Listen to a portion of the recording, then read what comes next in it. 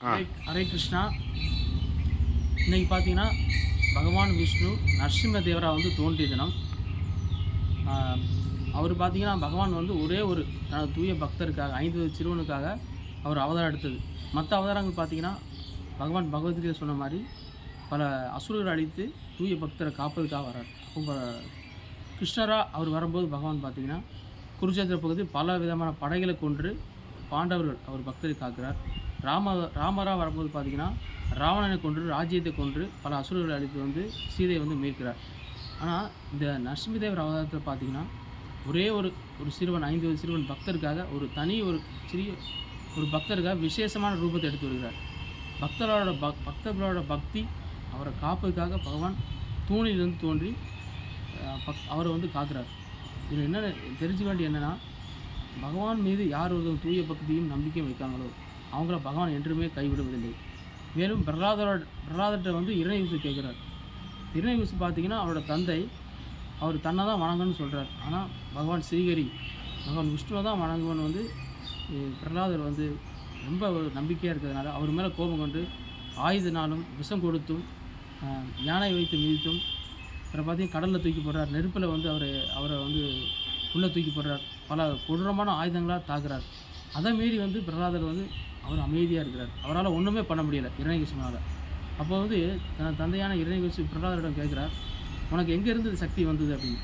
அப்போ பிரகலாத் மகாராஜா என்ன சொல்கிறாருன்னா, தந்தை உனக்கு யார் வந்து சக்தி கொடுக்குறாங்களோ அதே பகவான் தான் எனக்கு சக்தி கொடுக்குறார் அப்படின்னு. அப்போது இரணியகசி ஒரு நிமிஷம் யோசிக்கிறார். பலவிதமான தபங்கள் இருந்து பிரம்மாட்டம் வந்து சாகாத வரம் கேட்டவர். ஆயுதத்தினாலும் இரவிலும் பகலிலும் மனிதனாலும் தேவர்களாலும் இந்த மாதிரி பலவிதமான வரம் கேட்டார். அப்போது 3 ரோகங்களையும் வந்து அவர் ஆட்டி படைத்தார். தன்னை யாரும் ஒன்றும் பண்ண முடியாதுன்னு. பெரிய பெரிய தேவர்கள் ரிஷிகளை அவங்களெல்லாம் வந்து என்னால் எளிமையாக வந்து என்னோடய கட்டுப்பாட்டில் கொண்டு வர முடியுது. ஆனால் என்னுடைய மகனான பிரகலாதரை வந்து ஒன்றுமே செய்ய முடியலை அப்படின்னு வந்து அவர் ஒரு வியப்பாக வந்து அவர்கிட்ட கேட்குறார். அந்த மாதிரி பிரகலாதரோட பக்தி வந்து அவரை வந்து பாதுகாத்தது.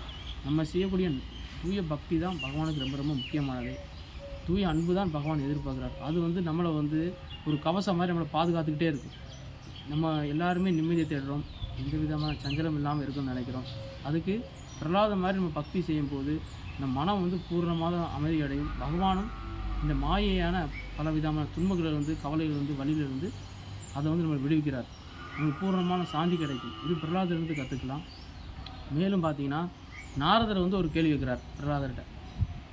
பிரகலாதா, உன்னை வந்து உங்கள் தந்தையான அசுர தந்தையான இரணியகசி வந்து பலவிதமான துன்பங்கள் கொடுத்த போதும் நீ ஏன் வந்து நாராயணா, பகவான் ஸ்ரீஹரி, கிருஷ்ணான்னு ஏன் கூப்பிடல அப்படின்னு கேட்குறாரு. அப்போ பிரகலாதர் வந்து ஸ்ரீமத் பாகவத்தில் கூறப்பட்டுள்ளது, பக்த பிரகலாத் சொல்கிறார், பகவான் தான் எல்லாமே செய்கிறார், அவரோட விருப்பப்படி தான் எல்லாம் நடக்குது, நான் எதுக்காக வந்து இரணியகசி மேலே கோவப்படணும். இதுதான் வந்து நம்ம கற்றுக்க வேண்டிய பாடம்.